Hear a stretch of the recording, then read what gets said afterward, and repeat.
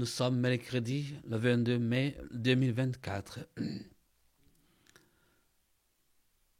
Ne l'empêchez pas, car celui qui fait un miracle en mon nom ne peut pas aussitôt après mal parler de moi. Celui qui n'est pas contre nous et pour nous. Chers frères et sœurs, nous touchons à un sujet intéressant de cette page de l'Évangile. Ne l'empêchez pas. C'est-à-dire l'équilibre entre les sacrements et les charismes ou les charismes. Et dans le catéchisme de l'Église catholique, on nous dit qu'un sacrement est un signe sensible institué par Jésus-Christ pour nous donner la grâce.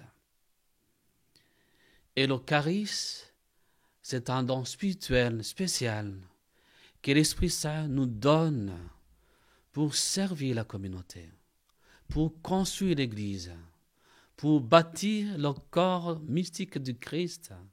Alors, on a besoin des deux. Ne l'empêchez pas, nous dit Jésus. On ne peut pas, chers frères et sœurs, être satisfait avec seulement les signes sacramentels. On ne peut pas non plus être satisfait avec des guérisons ou ces signes charismatiques. Parce que le signe sacramentel est un don de Dieu pour nous communiquer la vie nouvelle, pour grandir dans la foi. Et les charismes sont des manifestations de l'Esprit Saint pour accompagner l'évangélisation. Et vous savez,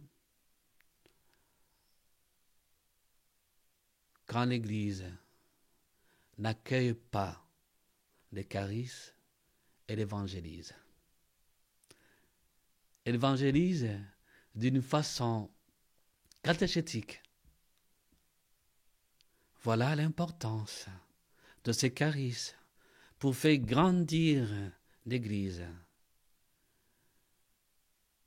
Et par exemple, le charisme de guérison que nous est présenté dans cette page de l'Évangile est quelque chose de particulier, par exemple, dans l'évangélisation.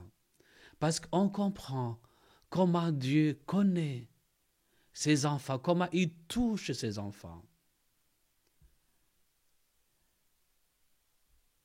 Alors c'est un signe visible qui secoue notre foi et qui nous aide aussi à accepter l'annonce de la bonne nouvelle. Et vous savez, l'évangile de Marc est rempli de guérisons. Mais j'imagine, et si on enlève les 18 guérisons présentées dans cet évangile, qu'est-ce qu'on garde pour ce chapitre? Et les signes qui nous montrent aussi ce message, c'est de redire l'évangile. L'évangile est rempli de guérison. Et Jésus nous envoie proclamer l'évangile. Et si on proclame l'évangile, il y a alors, on annonce cette vie. Bien sûr, on annonce les merveilles de Dieu que Jésus faisait pendant sa vie publique et qu'il fait encore aujourd'hui. On ne peut pas faire fi des charismes. C'est une erreur grave. D'où l'importance du discernement, de les accompagner.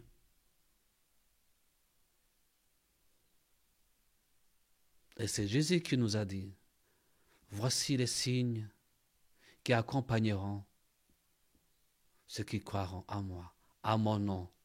Ils chasseront les démons. Ils imposeront les mains aux malades et les malades s'en trouveront bien.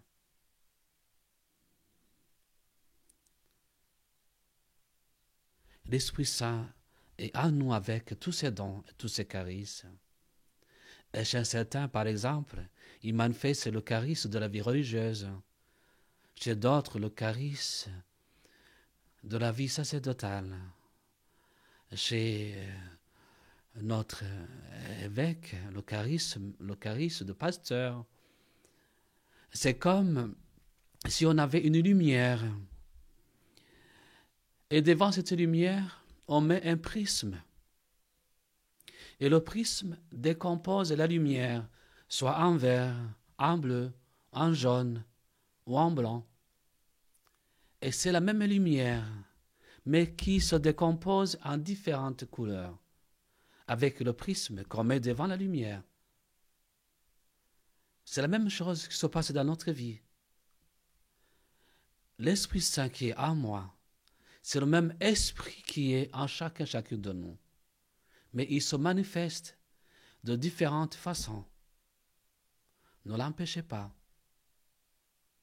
À nous d'accueillir ces charismes. À nous de les discerner et de les accompagner. Surtout les pasteurs de l'Église. Ne les empêchez pas. Celui qui n'est pas contre nous est pour nous. Que cette phrase de Jésus reste gravée dans nos cœurs, dans le cœur de pasteurs de l'Église, pour discerner, pour accueillir et accompagner les charismes. C'est pour le bien de l'Église, c'est pour le bien de ses enfants, et c'est pour le bien du corps mystique d'Église et pour le monde. Amen. Que Dieu Tout-Puissant vous bénisse et vous garde, lui qui est Père, Fils et Saint-Esprit. Amen.